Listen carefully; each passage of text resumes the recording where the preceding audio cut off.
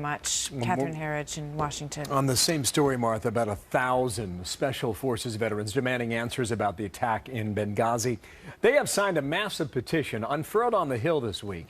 It calls for an end to what the group considers a cover-up.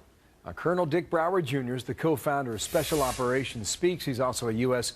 Air Force veteran. Sir, good morning and welcome to our program here. Good morning, Bill. It's wonderful to be here. You signed that scroll, you signed that petition. What does it say? Okay, the scroll is actually a reflection of a letter on the 8th of April that we sent to the House of Representatives to act as a catalyst to sponsor House Resolution 36, Congressman Wolf's bill, which is now being supported by Congressman Stockman's discharge petition. And what that letter says basically is that the special ops community, now joined by the conventional community and patriots, want to know the truth for the families, for the fallen, and for the veterans that have been sent a terrible message that we don't have your back, we don't have your six.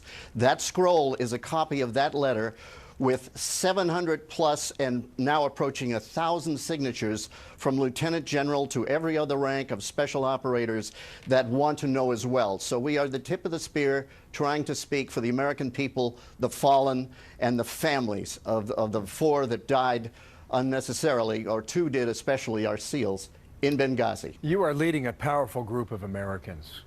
And what do you believe is being hidden? What do you think the truth is? What don't we know? Given the opportunity, we asked about 24 questions, but if I had to prioritize, given the time limit, we need to know who issued the order, when they did it, and why. Stand down. Stand down, stand down, because those were orders, to quote a president, a real commander-in-chief.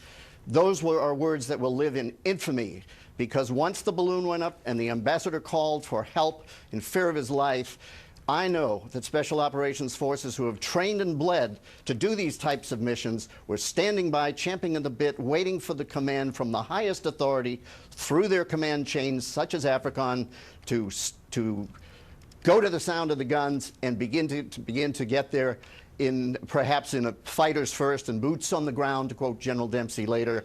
Get there, find out. If you uncover that, who did it? Why did they do it? Was it political for election purposes?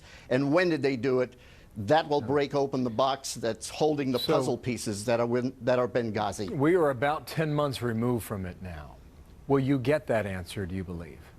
If we get a select committee with subpoena power, and most importantly, as was emphasized yesterday at a meeting I attended, with the requisite clearances for the people that are on that select committee, similar to what went on with the grand jury in Watergate, but nobody died at Watergate. That was an electronic crime. If we get that, if we get those through, if you find out who issued that stand-down order, and it has to come from the top, the President or the Secretary of Defense, known as our National Command Authorities, that will break open that locked puzzle box, and we will find out the truth of what happened that night, and we lost our SEALs in particular in the 7th to 8th hour of that tragedy. Well, I want to get you to react to this too. General Carter Ham was speaking this week. He was head of U.S. forces in Africa at the time. And he said immediately he knew this was not a demonstration, it was a violent attack, and he considered it a terrorist attack from the early moments of it once he got word. But he also said that a quick response was not possible, and he defended the decision not to scramble fighter jets. What do you think of that answer?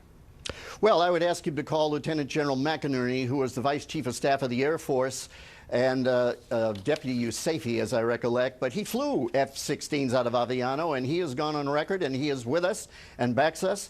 And F-16s could have been launched with extra gas, refueled, hot refueled, in other words, don't shut down the engines, more gas, at Sigonella, and been there in a few hours. Right overhead, low altitude, full afterburner. It would have scared the hell out of anybody. And then follow on with what General Dempsey asked for, and that's boots on the ground. And that was our team of 7 people that were in Tripoli that were told to stand down to defend Tripoli when the threat and the action was at Benghazi. I have inside information, and from people that were there, they could have got there. It could have been done. Okay. You have to remember it was 7 hours in the 7th hour when our 2 SEALs were killed by 2 mortar shells. Colonel, thank you. I appreciate your time and I appreciate your service. Dick Broward Jr. with us from Washington.